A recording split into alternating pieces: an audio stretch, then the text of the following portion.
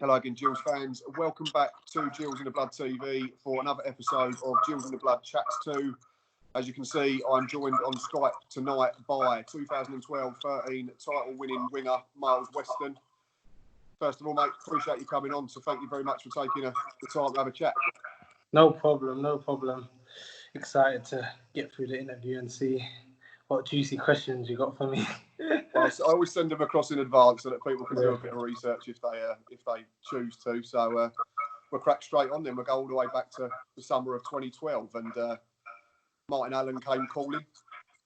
Did you have many offers at the time in terms of clubs coming towards you? Because I think you just left Brentford at the time, hadn't you? And you played for... I had another year at Brentford.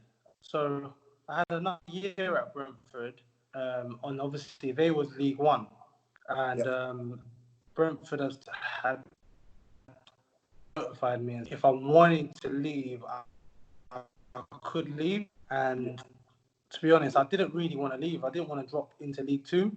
Sure. Because obviously I was like, I'm in League One already. I played the majority of the season before, so why would I leave League One to go to League Two? So obviously my agent got notified that Gillingham was interested in me, and I was just like that whole week from like, I think from like the Saturday, after the game on Saturday, I knew that they was interested in me. I think Hesse came to one of my games because he was the director of football at the time. That's correct, yeah. Yeah. So he came to one of my games, and I got notified that they were interested. And to be honest, I wasn't really up for it at first. Well, I suppose, like you say, it'd have been different if you was sat on a bench at Brentford. You might have thought, exactly, move out. Playing. And previous season, you played loads of games. I don't know if you remember that season.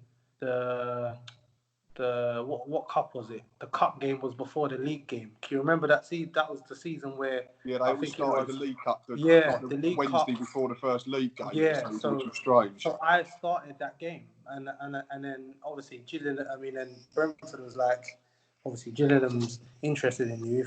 If you want to go, you can. So I was like, why would I go to League Two? Like, I've played League Two, I've played League One, I'm in League One now. Yeah. So what kind of swayed me is that I spoke to Martin Allen. He came to my house on Wednesday.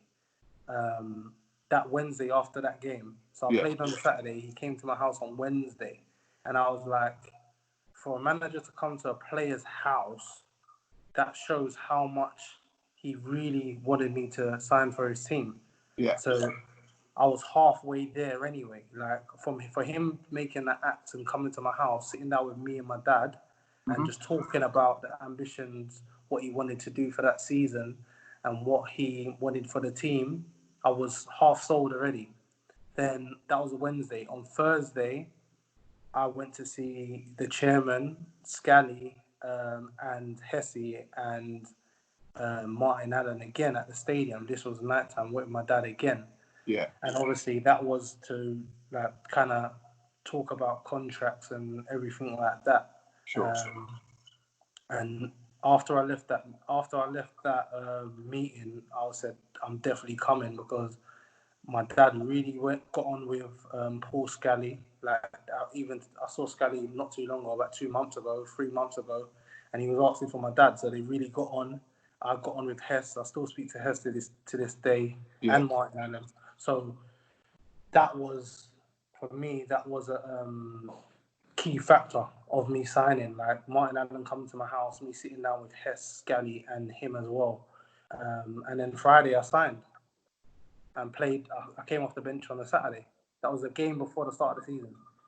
Yeah, it was weird back then. I don't know why it was done like that. It was all a bit strange the way and then it got changed back to what's the normal way. Really weird. So I was doing the research, Myles, because obviously I've seen you play for Notts County and Brentford previously. I was thinking, he must have played under Martin before, because I knew Martin had managed both of them clubs, but you actually missed each other both times, didn't you?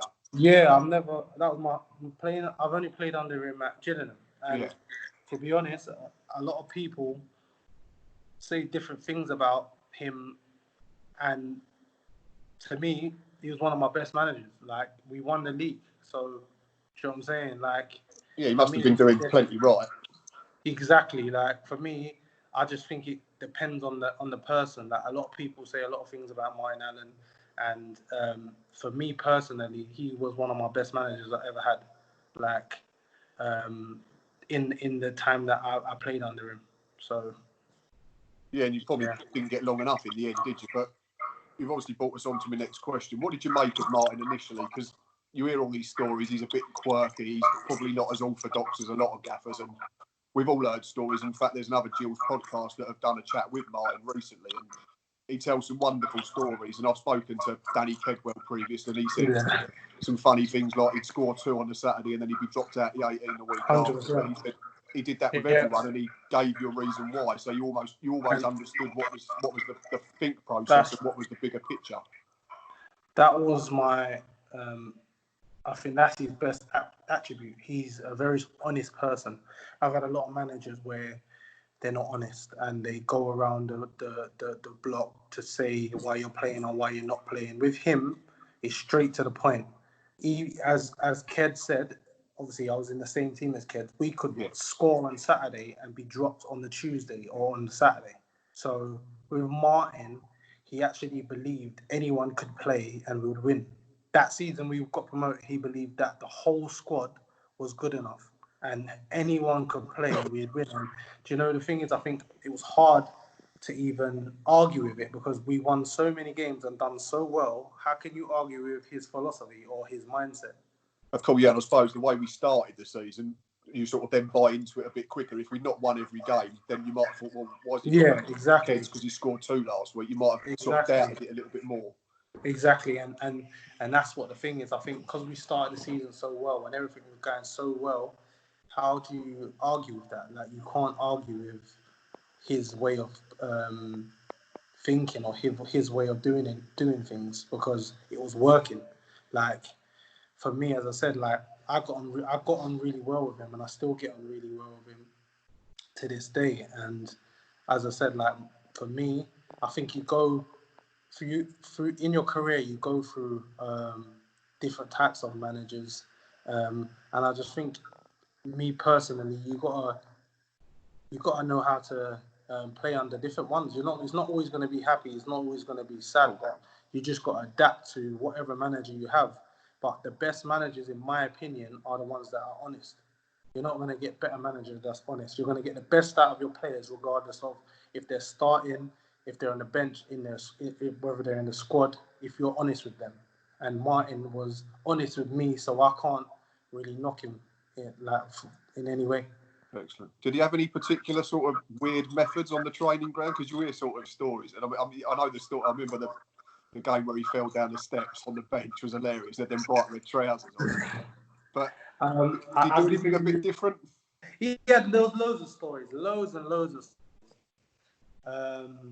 But even I just loved his confidence. He was so confident. Like in team talks, he just made you like so positive because the way he was talking was like, we're gonna win today. Yeah. Like, we're gonna win today. If everyone does what that we set out to do, we're gonna win. Like I know what you can do. I know what you can do. And if we do it, we're gonna win today. Like so he was so confident and it rubbed off on the team. I think. But yeah, one situation I can remember is when we signed Leon Leggy. Obviously, I Of played course, with yeah, Leggy because you at was with him Brentford at as Brentford, well. weren't you? Yeah. Yeah, so he was quite I'm quite close with Leggy as well. When we first signed Leggy's obviously good in the air, so he's very dominant. And I remember we was practicing a set piece, and and Martin said to everyone, "Listen, just stay on the halfway line. Only Leggy's going in the box, and the corner taker just kick it in the air. He's gonna head it and score." Everyone start on the halfway line because he's gonna score. So there's no point of going into the box anyway. So that was one of the funny stories that he had. But there was loads. Obviously, his dog. He was very close with his dog Monty. Yeah. So that's obviously Monty was. I think Part Monty's of the almost as family. famous as Martin now, isn't he? Trust me, Monty was part of the family. So wherever Martin was, Monty was in training. So obviously the training ground's really open. So that when we're training, Monty's just just paraded the training ground and stuff. Sometimes he would run on the pitch when we're training, but that's what it was. And as I said, everyone bought into it.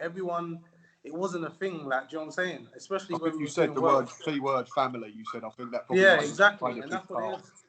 Exactly, like everyone, because we were winning and everyone bought into the philosophy and bought into Martin. I think that's what it was. Like, that's why we done so well. Like, even though, as I said, some of the things were crazy or some of the things that was not usual, because it was working, you can't really argue with it. Of course, yeah. And you, like you say, we started off really well. So for you personally, it must have been great because you've come into a new club, like you're saying, you've hit the ground running. And I did a bit of research. I think you scored 3 times in your first 11 games, and we won 8 of them. So that must have been really good to sort of settle yourself down straight away. Because again, it would have been coming if we were struggling. It'd have been a bit harder. You'd have probably been thinking, "Quite why have I left Brentford and dropped down the league?" But I suppose that just helped loads, didn't it? No, definitely, because when I said that week was a bit hectic for me because I signed on Friday morning, trained with the team Friday morning, and Martin said to me, "You're starting," and I was like, "Oh, okay." Like, if I didn't start, I wasn't gonna be mad anyway because I've just joined the team, and obviously I know people. He's had plans for the whole pre-season of who he's going to start and what he's going to do. Sure. So for me, if I didn't start, I wouldn't have minded anyway because obviously I've just come. So he told me on Friday I'm starting, but then Saturday morning I think he thought about it and said, "Do you know what? I'm going to bring you off the bench because obviously I've already told this person or that person that they're starting and they've worked hard in pre-season to get into this position, so it'd be a bit unfair for me to just start you." And I was okay with it. As I said, my mindset wasn't that I was just going to come and start anyway. Like, so I thought you'd be on the bench anyway. Yeah, like I was fortunate to be on the bench anyway. So my mindset was like, if I'm not starting today, I'm gonna make you start me anyway. Like, I'll work my way into the team. Sure. I don't want nothing given to me. I'll earn it. Do you know what I'm saying? So I came off the bench and I scored. So I was buzzing, to be honest. I was buzzing that I scored on my debut. So yeah. And I just have to ask, because I spoke to Nels a few weeks ago, and I said to Nels, at what point did he think? Because he was in a similar boat to you then, Myles. Because he said I don't think he'd ever played League Two, and Nels said that he agreed to join because he was so sold by Martin. And he said it was a pre-season friendly. He said, "I knew we was going to have a real go." What point did you start thinking we're on to something really special here? Was it a particular goal or a win or a particular game or? Do you know what? To be honest with you, when I first signed, obviously I knew about Gillingham because I'm from South London and it's not too far. Yeah. So I knew. But obviously I've done a little bit of research and I saw that I think the season before Gillingham finished 8th. Am I correct in that? Yeah, we missed two previous seasons under Hesse. We missed out on goal difference and then by a point. Yeah. Yeah. So I saw that and I was thinking, I wasn't sure if we was going to get promoted or if we was going to be up there. Do you know what? Martin just sold me. So I was sold on him. Like I was sold on him on his belief on what he wanted to do. So coming to Gillingham, I didn't even know what to expect, to be honest. Sure. And then I think what it was as well, the players that was there, I knew a couple players, and I saw the quality of players that was there. So I knew the squad was good enough to at least get in the playoffs. Yeah. Do you know what I'm saying? So when I looked at everything and it just all added up, and I was thinking, yeah, like if we can get a great start to the season, we can get promoted here, and luckily we did. Yeah, we did have a really, really good start, didn't we? Yeah. I don't think we ever lost 2 on the bounce, did we, all season? Or I don't think only happened once. I don't think we did, though. No, and even if not, I think because there was a game at home where Port Vale come and beat us, didn't they? Lee Hughes got a couple, but I think the week after we won and got straight. Yeah, I remember that. Yeah, I remember that. Yeah, because who was second? Weren't Port Vale up there? There was you. It was us, Port Vale, and Rotherham, I think, wasn't it? Yeah, that's it. Yeah, exactly. So I remember Dion's goal against Rotherham. That first touch was an absolute joke. Yeah, I remember. But like you say, again, that comes back to the calibre of player that you said about, because Dion played in the Premier League with Derby, hadn't he? So I think it's a Jamaican international as well. Exactly. And not only that, I think putting on loan was amazing as well. Like, we recruited very well, even getting. Wait, did Cody come that season, or was it the next season? Yeah, Cody came in at the back end and played 7 Yeah, games. Cody came in the back end of that season. We had who else did we get on loan? I think that helped. The lad played midfield start of the season. David Wright done really well. Oh, he was amazing. Right, he was amazing. He done us wonders. He was amazing. And he went. Where did he go? He went back in January, didn't he? Yeah, and he played about 7 or 8 games. Yeah, I think Martin was trying to keep him for the rest of the season, but couldn't get it done. Yeah. And then, like say, Leggy came in January. That was another good sign. Leggy came in January. That's what I'm saying. I think the recruitment was amazing that season. I think the caliber of players that we signed was really good. And you were one of them, so you have to. You were part of it, which is great. And we move forward towards the end of the season because I want to talk about the title-winning campaign and also your second season with us. But how frustrated were you to miss the Torquay game, which was the game that sealed promotion? You must have been injured, because looking at the squad that day, you weren't in the 18. No, I was injured. I had a high ankle sprain. So I missed quite a lot of time. I think 6 weeks or 7 weeks I was out for. It was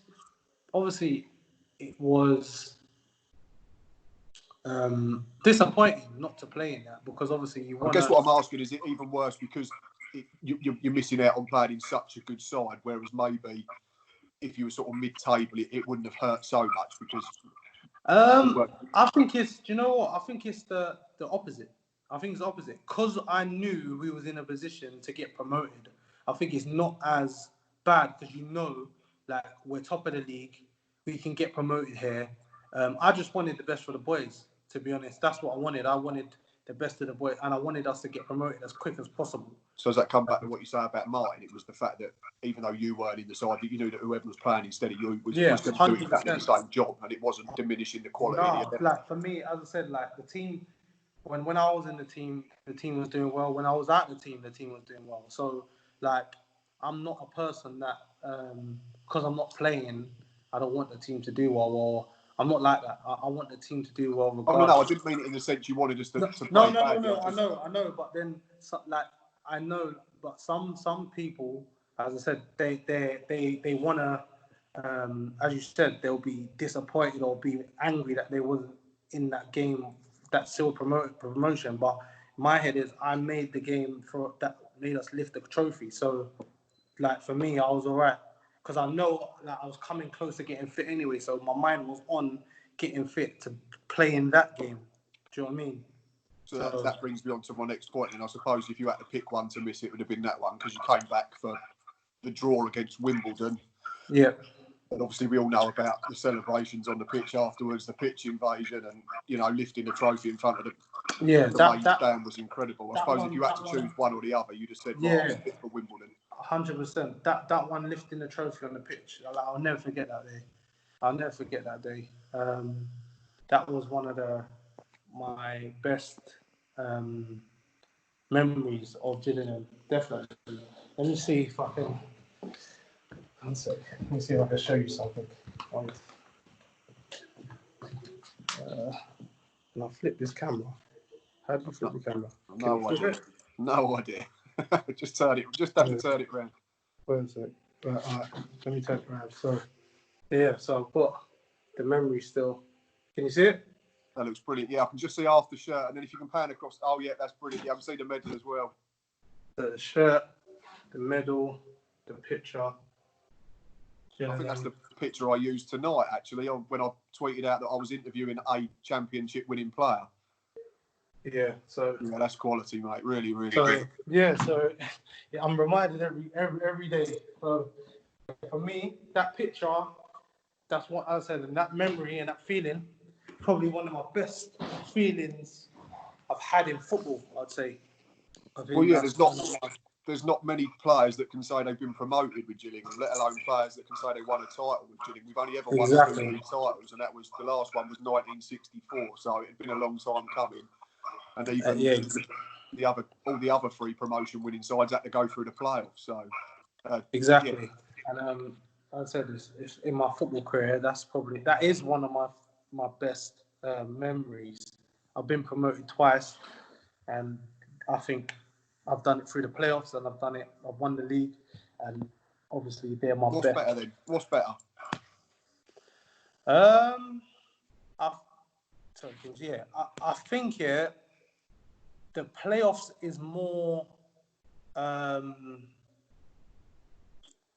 What can I say? There's more excitement through the playoffs, I'd say, because I would say you've got into the playoffs, you've got through the semi-finals, you've got to the final of the playoff, and you're playing at Wembley.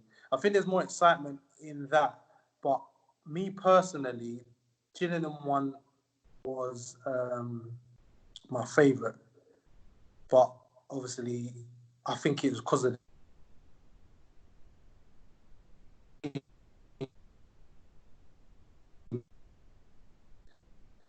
Gillingham one was better for me.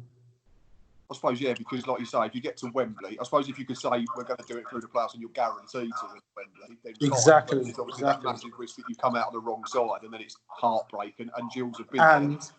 The thing is, the last game of that season, if we won it, we would have got promoted, but we lost. So we wouldn't even have got to we wouldn't even went through the playoffs, but we lost that last game against Morecambe when I was at Southend. So I was just like, it was a bit of a, do you know what I mean? Because it's different if you just get in the playoffs and then you win but we shouldn't even have been in the playoffs. We should have just got promoted. Yeah, that happened to Gil about 20 years ago. We needed to win at Wrexham. We drove all the way to Wales and we lost 1-0 and dropped into the playoffs. But it's usually weirdly it's the team that sort of jumps in the playoffs. Yeah, exactly. But so we was in the playoffs, but we shouldn't have been. We should have been promoted on the last day of the season, but we didn't win. So it's a bit different. I prefer the Gillingham one anyway. I suppose because it proved you were the best team over 46 games, weren't you? Exactly. So, we were the best team as well. Yeah. Whereas in the playoffs, you could finish 6th and get promoted, and the 3rd best team might not go up. So, but I suppose you've just been greedy and had both. Yeah, that's it. Right, I want to talk about that Burton game quickly because Martin rested pretty much all of the first team, didn't he? I know there was only a couple of you that started. Played a load of the kids as well. I think Daki started that day. We'll get on to him a little bit later. But what was the mindset that day? Was it just go out there and relax and party almost, or was there still a steely determination to win the game? I personally think it was just go and enjoy it because I think the majority of the starters, as you said, was young lads. So he just said to them, go and express yourself and enjoy it. And I think, that's what we did. And the experienced players that played in that game, we just had to try and help the young lads get through it. Do you know what I mean? So, it was just, we won the league, we was champions, just go and enjoy it. And I think that's what we done. Like, I think the young lads done brilliant to come in, and a lot of them made their debuts. I think it was a great experience for me, playing with so many young lads, and great experience for a lot of the young lads starting the games. It's a great touch from Martin as well, isn't it, to let them have 90 minutes when we've won. To say we played 90 minutes for a side that won the league, they might not have played all season. Exactly. A lot of managers wouldn't have done that. A lot of managers wouldn't have, because they would have been scared that we would have got battered.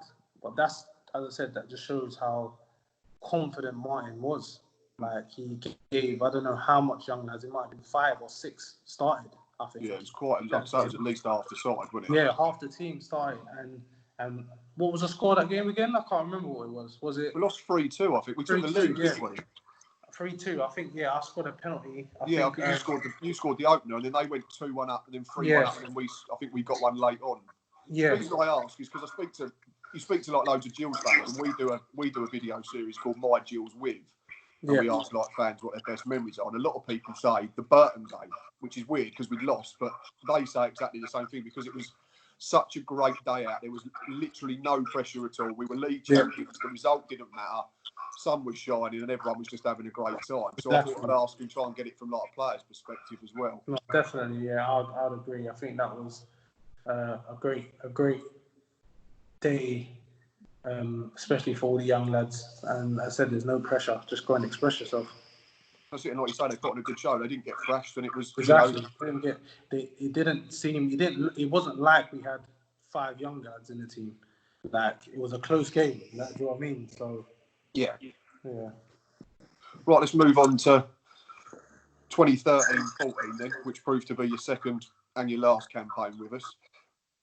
I have to ask because we started pretty badly, unfortunately, and again, I spoke to Nelson about it, and he had his opinions on why we struggled so bad at the beginning. So I'm going to ask yours as well. But did you find the step up from League Two to League One massive? But you probably didn't, because obviously I was going to say you dropped down a division, didn't you, to play for us? So yeah, I don't. No, it wasn't. The step up wasn't the problem. I don't even think. I guess what I'm trying to say is, did you notice it was more difficult with that group of players than what you'd had maybe at Brentford because they were more experienced? I don't even think it was a group of players. I think it was internal, like nothing to do with the players. I think it was to do with higher up. To be honest, if I'm going to be honest, I think it wasn't. I think a lot of things. I don't know if Scally and Martin was seeing eye to eye. I think that's what it was. To be honest. Oh, really? Yeah, like I'm. That's my point. That's my opinion, and that's what I think of things. Sure. I don't think it was a group of players. I think that group of players could have done well that season, but I just think a lot of things was different from the season before. Like, do you know what I mean? Like, I don't know if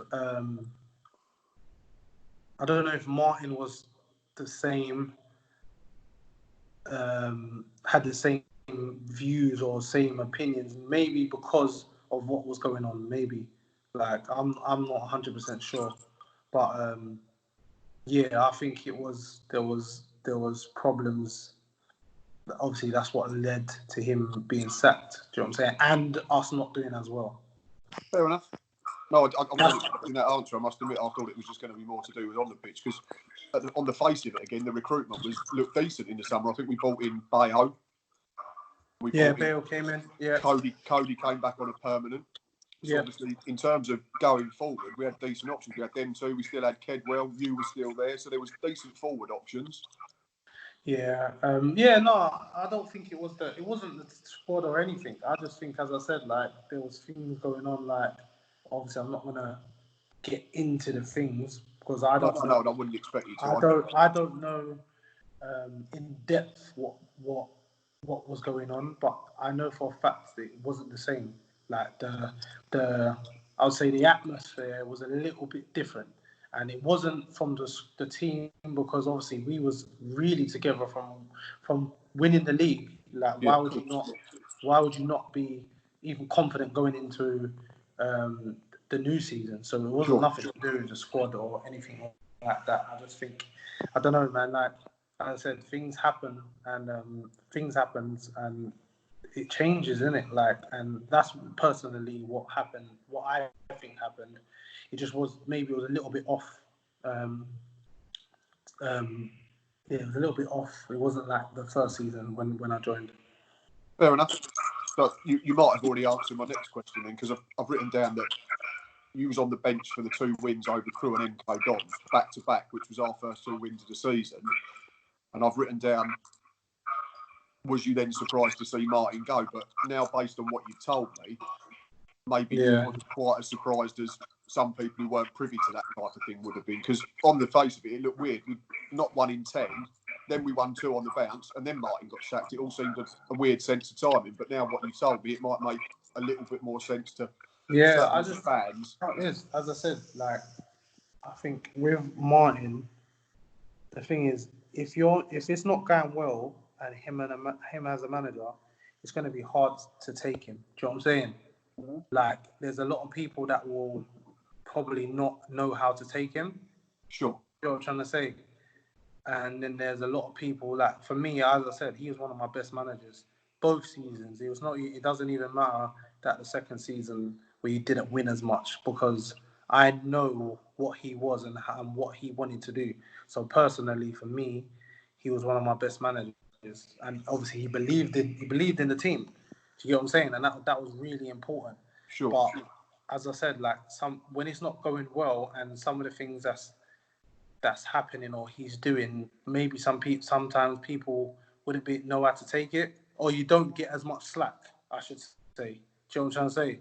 Yeah. When you're winning every game, you probably can do anything, but when you're not winning, maybe it's a little bit more difficult, and you don't get as much slack. Do you know what I'm saying? And maybe that's what happened. I don't know 100%, but I just know that there was something that wasn't right the second season. That's interesting. Like I said, I spoke to Nels, and Nels said he seemed to think that Martin was almost being forced to change the way we played because we'd stepped into League One. It was almost like he felt felt like he had to play better football rather than, because we were quite direct in League Two, and it worked. That could have been a factor as well. That could have been a factor. But if you won the league playing one way, why would you change? That's it. That's what Nell said was odd, because he felt like maybe then it wasn't Martin making that decision. Exactly. Do you know what I'm trying to say? Why would you change? If we've just won the league playing the way we played, why would you change? Like, exactly. Like, if it's not broke, don't fix it, and all exactly. That. I'm not changing until it doesn't work, as you just said.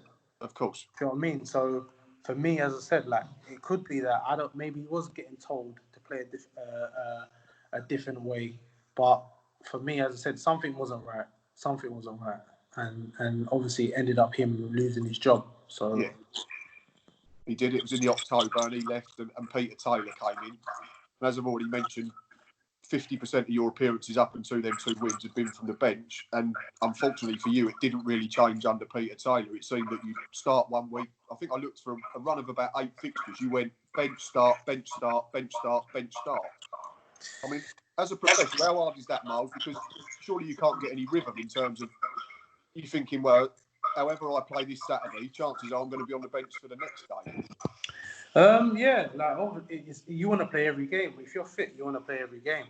And for me, as I said, like, different managers have different philosophies and mindsets. So Peter Taylor's one might have been, I don't know, start him at home but don't play him away. I don't know. Like, I couldn't even tell you what Peter Taylor was thinking or what his mindset was.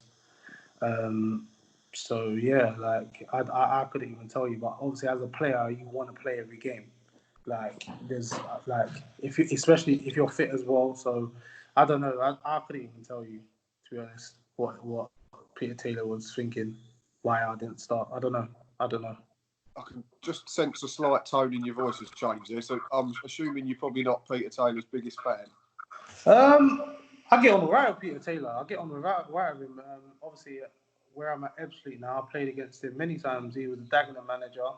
So I played against him. I talked to Peter. Yeah, I don't have no hard feelings. Like, fair enough. No, it's just I wasn't sure. It was just the way you. No hard feelings. Like, you see, with me, I won't have, unless I've really fell out with you, or like I've something's happened, then I won't have no hard feelings. I ain't got no hard feelings to Peter Taylor. No way.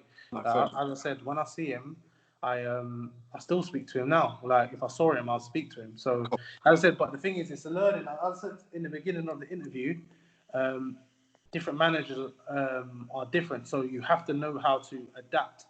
Do you know what I mean? Like, of course, yeah. Maybe now, me at 32, that my mindset's like that. Maybe when I was younger, it might have been different. Do you know what I'm trying to say to you? So, I suppose you learn how to deal with it. Yeah, I've learned. I've had so many, and I learn from every single manager I have. It's not like the best. It's not the worst. I learn from every single one. I don't just take the lessons from all of them.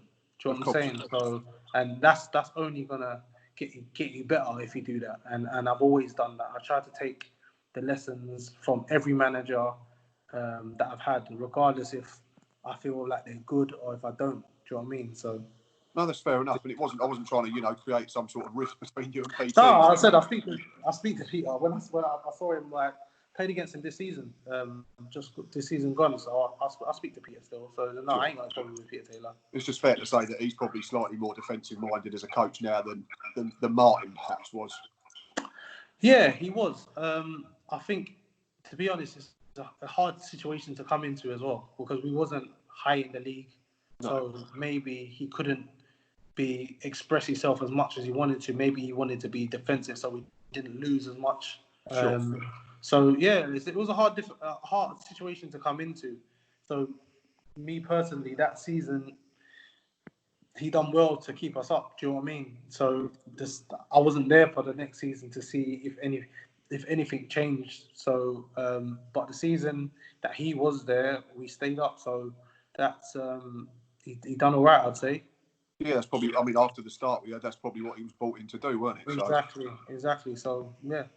But I have to quickly ask Dewey, because obviously the fact that you was on the bench so many times, were you starting to think at any point through the season I might have to leave here because I'm not getting enough football? Yeah, I was, but to be honest, I didn't even want to leave. But as I said, I didn't think I was leaving either. I think my agent spoke to him, and he said that he wants to offer me a new contract or something like that. That's what he said to me early on to my agent.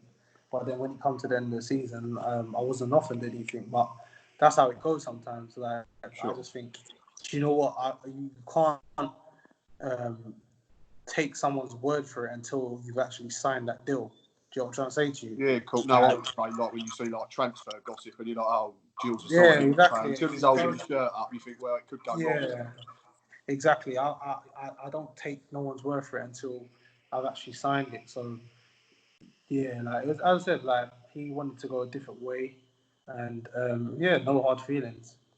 And it turned out all right at Southend, didn't it? Because you got promoted again, so yeah, I did. And as I said, for me, I didn't really want to leave Gillingham because, as I said, I'm from South London.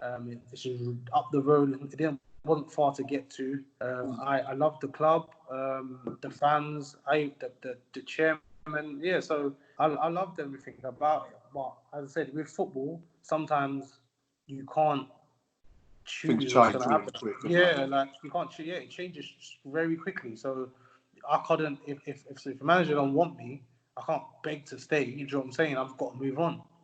You know what I mean?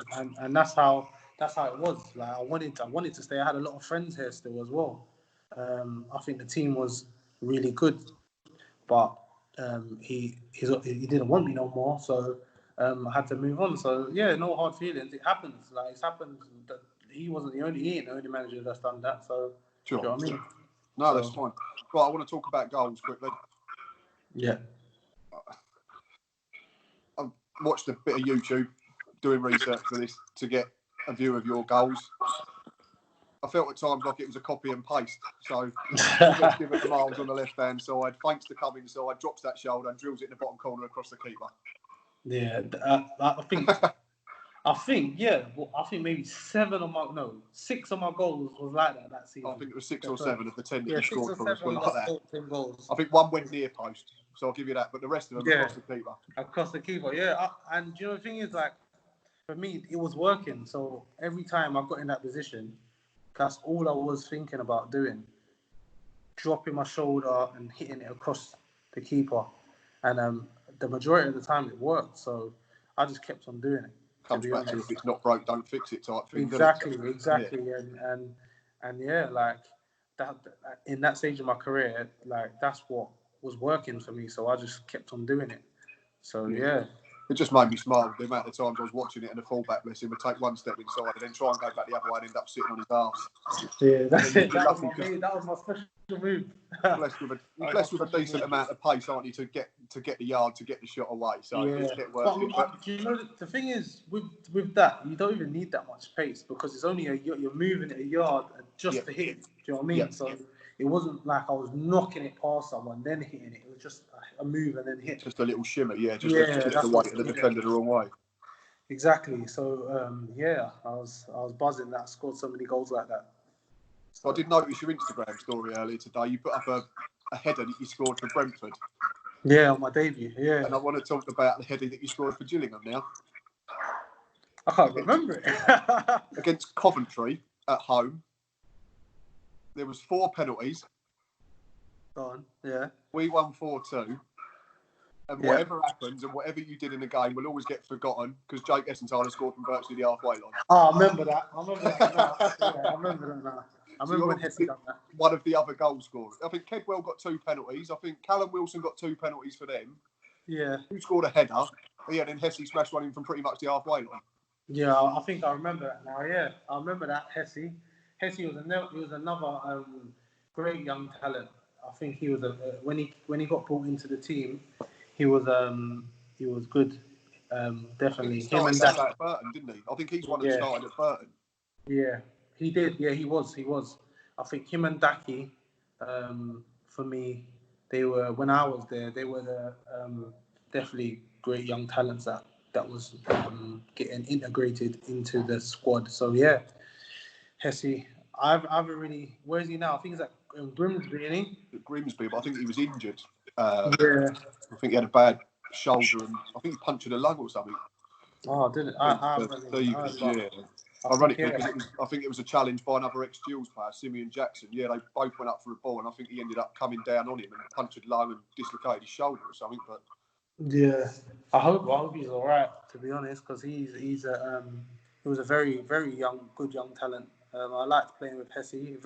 His range of passing was very good, and yeah. No, I rated him. I was quite surprised when Gills let him go, but I think weirdly now, with hindsight, it's probably done him good because he's got away from Gillingham and he's also got away from that thing of being Andy's son. Yeah. Jake Hessenthaler out on his own, which unfortunately when he was with us, he always got labelled Andy Hessenthaler's son, and he was never going to be Andy Hessenthaler, but I think it held him back in the sense that people didn't rate him perhaps as highly as they should have done, but he played nearly 200 games for us. You don't do that if you ain't got ability. Definitely, and he was playing in League One, so do you know what I'm saying? Like that's not easy to do. No. So and at that age as well. So of course, yeah. For me, Hesse was a great player. I'll have to ask you about Daki then. Did you think when you saw him from sort of 2012, 13 and 13, 14 that he'd go on to be as good as he has become? Or do you know what? I've seen it in him. In training, he used to do things and he used to think, this guy, he's going to be something. Yeah. Definitely. Like, I'm quite close with Daki. He was in our car school as well, so I used to travel in with Daki. Yeah. Me, Bayo and Daki used to travel in together. Right. So I'm quite close. But yeah, in training, in the matches, he could always score. That's what I know. I always thought of Daki. He always could score, and he could always get himself out of a problem.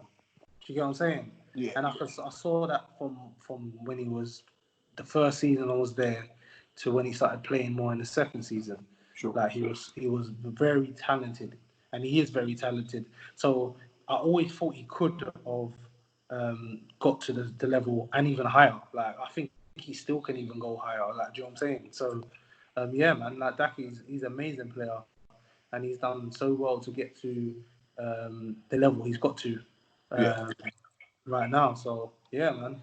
I said I still speak to Daki now. So yeah, we had Daki on the channel a couple of years. I think weirdly I think we were the last people to interview him as a Gillingham player. Shortly after that, he went up to Blackburn and signed for them. Like Daki, as I said, he's amazing. He's done so well in the champ. I hope he gets back fit as well because I know he's injured at the moment. Yeah, he's had a bad knee injury, unfortunately. I think there was talk of Premiership moves before that happened.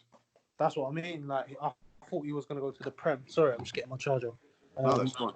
I thought he was going to go to the Prem, but hopefully he can have a speedy recovery and get back for the start of the next season.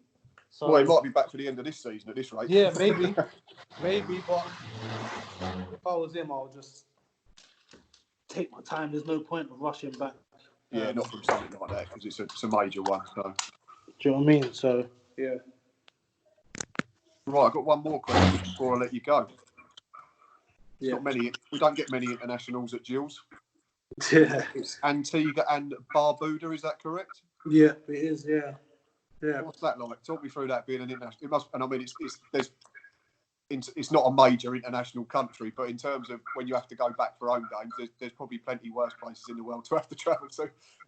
Definitely. So yeah, like I was getting called up for Antigua from 22. From when I was at Brentford, they tried to call me up. And even at Chillingham, they tried to call me up, but I just never went. Like, I don't know why I never went. Like, I don't know. But when I went to Southend, Phil Brown, he was up for me going for some reason. He was like, "Yeah, it's good to have on your CV. I think you should go and get some international experience." Yeah. So where he was the first manager that was kind of like, "Yeah, let's go and see what it's like." I ended up going, and I've never looked back. I think it's amazing playing for your country, and especially against different teams, with different international players. And obviously, a lot of English players play for their country, so it's not like you're just playing against anyone. Sometimes you're playing against a lot of English. Like when I played against Jamaica, there was a lot of English players playing for Jamaica, and it's quite competitive. It's quite competitive, and it's different. You part the cricket ground, don't you? They've got I think two. Yeah, there's the cricket ground they play. There's a stadium, Sir Viv Richards Stadium. That's it, yeah. And they got another place where they play their games as well. But most of the time, playing the cricket ground. So yeah. And there's quite a few players that have played for Gills that have played for Antigua, isn't there? There's you, Josh Parker.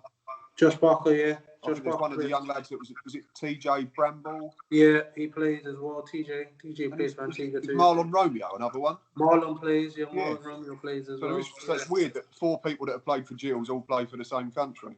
Yeah. We all play for Antigua, so yeah, we're all quite close because we see each other a lot when we get called up and stuff. Sure. So yeah, but it's an amazing feeling, man. I would say anyone that can play for their country is play. For me, when I was younger, I wanted to play for England. That was my first preference. Obviously, I'm born in England, and I played for England 16s, 17s, 18s, and 19s. Yeah. So I played the youth level of England. So in my heart was to play for England, but obviously, to play for England, you got to be playing for the top level. I was going to say, you have to be in the exactly. And even when you do play at the top level, you still might not play for England. That's what you look at the players in the Premier League don't even get in the squad, yeah. Exactly. Like there's a lot of great players that don't even play for England. So it's going to become a time where you have to pick another country that you can play for. Like I know there's loads of. For me, how do you qualify? Is it through parents or grandparents or? So through grandparents. So like I could play for Jamaica or Antigua. They're the 2 options. Right. But Antigua called me up and Jamaica didn't. So obviously I chose to play for Antigua. It comes back to that thing about being wanted again, I suppose, doesn't it? Exactly. Like you said with Martin, yeah.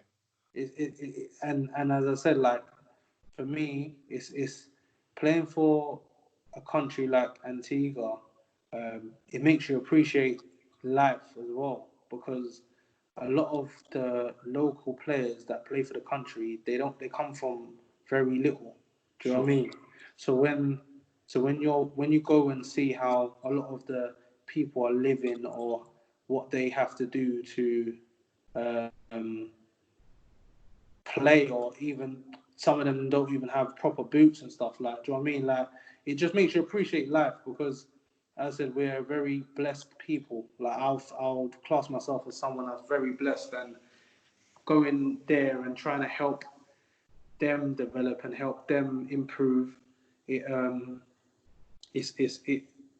something that I'm all up for. Do you know what I'm trying to say? Like I try to help the players that's there as much as I can, and whether that's the players that's from England, whether that's the local players, anyone that I can help, I will. Do you know what I mean? So it's I love going on international duty, because as I said, it's just a whole new experience. Do you know what I mean? Like traveling from country, and it's about 20 degrees hotter. Yeah, and it's hot there. And there's a lot of beaches. I was going to say, training looks a lot more appealing, I suppose. Even like traveling on the planes, going from like Antigua to wherever we're going to. Like, it's experience. You know what I mean? Like, it's experience you that you're not gonna get if you don't go. Do you know what I'm trying to say? And you won't even know what it's like. Sure. Do you know what I mean? So yeah, it's like, I love playing for Antigua, and I'll continue to play until I can't. To be honest. That's brilliant. No, it's really interesting to hear about, like you say, because it's number one. Like I say, Gills don't get many internationals, and number two, it's not a country that you sort of think of when you think of international football. It's great to see the different types of, because when Josh was there, obviously we kept an eye on the results as well. Yeah. So it's nice to keep track of it, especially with being such like a quite a big Gills or ex-Gills contingent. It's quite nice to keep a track on the results. Definitely. So yeah. Excellent, mate. I've really enjoyed that. It's been superb fun reliving the championship winning season and tales of Martin Allen and Peter Taylor and stuff like that, and your international escapades. It's been really good. Yeah, no, it's been a pleasure. It's been a pleasure, man. Thanks for having me. No, I really enjoyed it. I appreciate you taking an hour out of your life to have a chat. Right, Gills fans, you know where we are. We're on Twitter, Instagram, YouTube, and Facebook. Myles can be found on Twitter and Instagram. You can go and check out all of his pictures when he's on international duty and feel really jealous. Keep staying safe. Keep following the guidelines. And until next time, up the Gills.